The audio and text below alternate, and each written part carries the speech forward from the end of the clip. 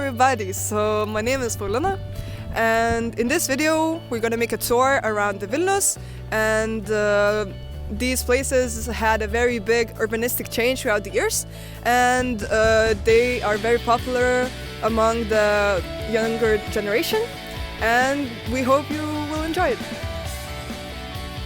So we are at our first destination. It's called Paupys. Back in the old days it was called Poplauja, and it was very different than it is now. And in the 17th century, Poplauja was surrounded by water, which was transmitted to the city by wooden pipes. Poplauja, also known as one of the first industrial districts in Vilnius, had many factories such as paper, fur, skin and processing. Until the Second World War, Poplauja was heavily populated by the Jewish community. Nowadays there is very few industrial buildings left. It is instead a place full of entertainment, interesting places to eat, such as Paupio turgus with many different cultural foods, working cinema, many art galleries, and very unique and interesting architecture.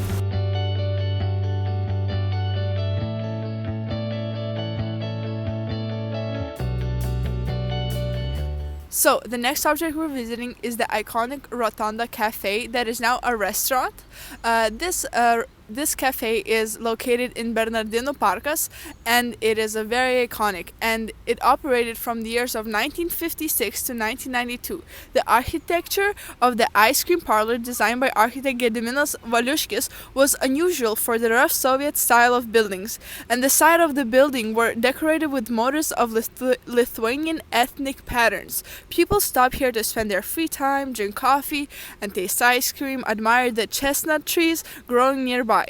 Both students and writers visit the rotunda.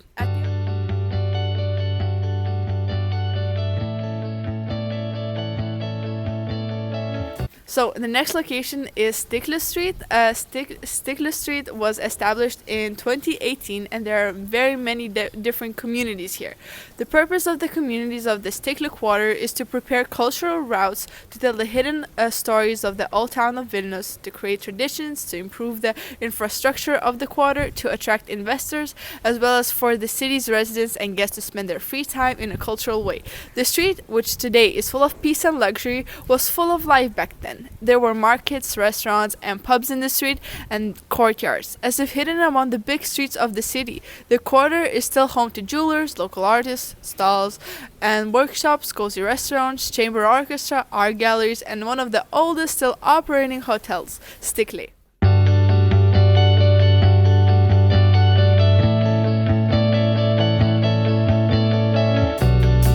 So we are now in our fourth object, Halės Market. Halės Market has its own traditions and history. The building was opened in 1906, and it was one of the most modern buildings in Vilnius at that time, where a number of technical solutions were applied: steel and reinforced concrete structures, arcs with a complex profile. It is also interesting that this is the only example of this type of construction in Lithuania that uses metal treasures.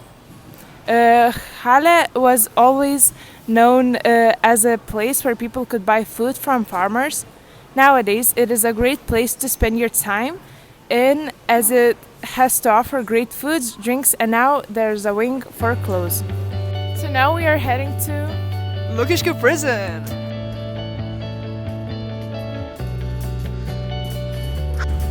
So we are now in Lukiškių prison. It is one of the oldest prisons in Lithuania. In 2007, the prison had about 1,000 prisoners and 250 prison guards.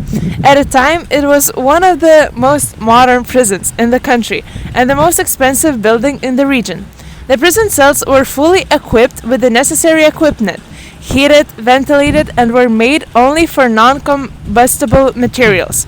Nowadays, it is no longer a prison, but rather used as an event center for concerts or any type of fun. So our tour has come to an end. We hope you found it educational and interesting, because it shows the growth of our city.